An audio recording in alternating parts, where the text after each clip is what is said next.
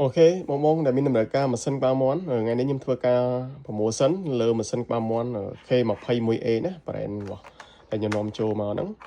គឺប្រភេទនេះគឺយើងលក់ដាច់ណាឥឡូវខ្ញុំធ្វើការ promotion ជាមួយនឹងម៉ាស៊ីនក្បាលមាន់ K21A ហើយចំនួនមានកំណត់ណាបងហើយសិនគឺខ្ញុំលក់តម្លៃនៅដដែលទេមកឈុតតម្លៃ30តែការមុនមកឈុតតម្លៃ30ខាងក្រុមហ៊ុនគាត់រងចាំគាត់ free បដូរតែម្ដងទេឥឡូវខ្ញុំធ្វើការ free បន្ថែមបដូរថែមក្រៅឲ្យបង2ដើមទៀតអញ្ចឹងមានថាតម្លៃមួយឈុតនេះគឺតម្លៃ$30 free បដូរឲ្យបង3ដើមហើយនឹងការធានារយៈពេល1ខែណាមានបញ្ហាដូរថ្មីបានអញ្ចឹងបងត្រូវការអាចមករកបានណាហើយប្រភេទម៉ាស៊ីនក្បាលមាន់នេះគឺកម្ដៅក្ដៅខ្លាំងហើយវា auto sleep ដែរណានេះ sleep ហើយ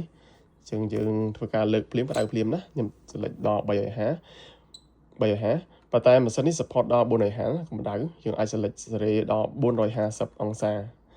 ហើយនេះខ្ញុំតេស្តលើសំណឲ្យបងមើលគឺវាក្ដៅខ្លាំងគុណភាពគឺល្អណា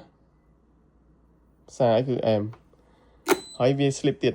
ប្រើលេខ digital បដូរសេរីចុងក្រោយ